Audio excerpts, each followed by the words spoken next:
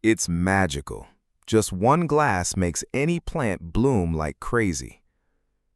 A few days ago, a dear friend of mine stopped by with a small potted plant in her hands.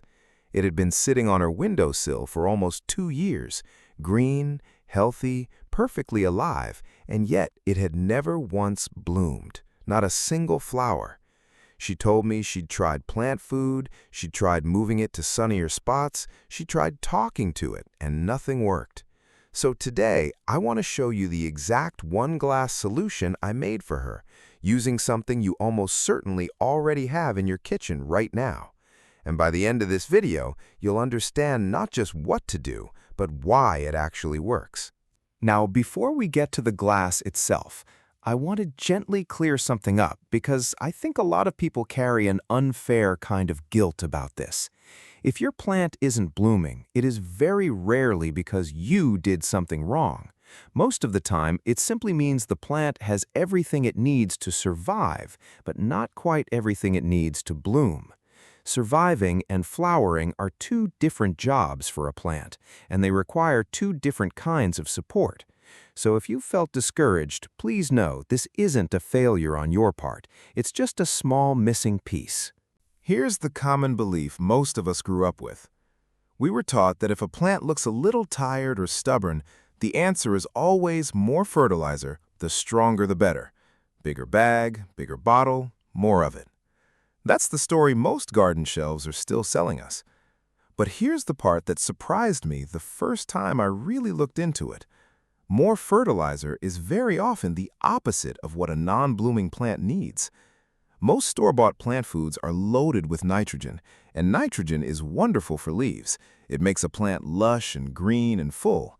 But too much nitrogen, without enough of the right minerals alongside it, can actually convince a plant to keep growing leaves indefinitely and never bother making a single flower.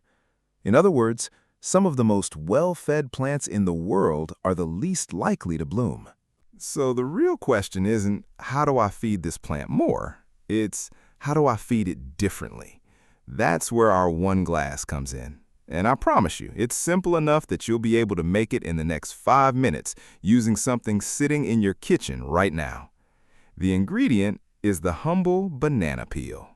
I know, it doesn't sound magical at all, but let's slow down for a moment, because the reason this works is genuinely interesting. A banana peel is rich in potassium, along with smaller amounts of phosphorus and calcium. Potassium is essentially the plant's internal messenger. It helps the plant move water and nutrients efficiently from root to stem to leaf, and it plays a direct role in the process that triggers flowering. Phosphorus, meanwhile, is the mineral most closely tied to bud and root development. Together, they form almost exactly what a plant needs when it has plenty of leaves already and simply needs a nudge toward blooming instead. Here's how to make the glass. Take one ripe banana peel. The darker the spots, the better, since that means more of the sugars have broken down into usable minerals. Chop the peel into small pieces just to expose more surface area, and place it into a clean glass jar. Pour in about 2 cups of room temperature water, cover the jar loosely, and let it sit for 48 hours in a cool spot away from direct sunlight. That's it. That's the entire glass. After 48 hours, you'll notice the water has taken on a light golden tint. Strain out the peel pieces, and what's left is your solution. Dilute it with an equal amount of clean water before using it so you don't overwhelm the roots, and then simply water the base of your plant with it once every 2 weeks.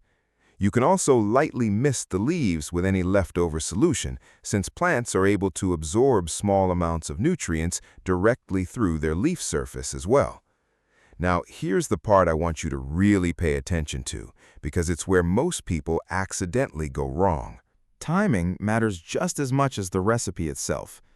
If your plant is actively growing new leaves and stems right now, that's not the moment to expect blooms. A plant in an active growth phase is quite reasonably focused on getting bigger and stronger first. The best results from this solution tend to show up once a plant has settled into a steadier phase, when its growth has slowed slightly and it has the spare energy to redirect toward flowering. So if you don't see blooms after the very first watering, that isn't a failure of the method. It usually just means the plant is still finishing its growth phase and the flowers are simply a little further down the road. This is really the heart of what I want you to take away today. It was never really about finding a stronger fertilizer. It was about giving the plant the right kind of support at the right moment in its own natural rhythm. And here's the part that genuinely surprised me the most while I was researching this. We're taught to think of a struggling plant as something that needs rescuing, something broken that needs fixing. But a plant that's green, healthy, and simply hasn't bloomed yet isn't broken at all. It's actually doing exactly what it's supposed to do.